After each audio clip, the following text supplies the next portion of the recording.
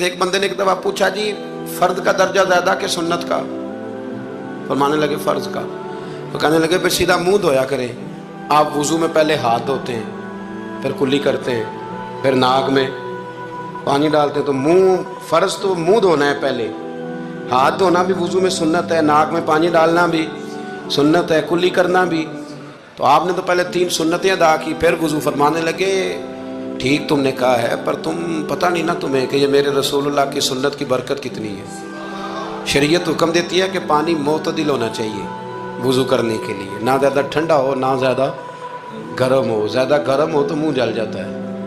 اور شریعت حکم دیتی ہے کہ پانی بد ذائقہ نہیں ہونا چاہیے، اور حکم دیتی ہے کہ بدبو والا نہیں ہونا چاہیے۔ فرمایا اس لیے ہمارے نبی نے پہلے ہمیں 3 سنتیں دیں کہ ٹوٹی کے نیچے نا ہاتھ کر کے دیکھ لو پانی زیادہ گرم تو نہیں، اور کہیں منہ نہ جلا لینا۔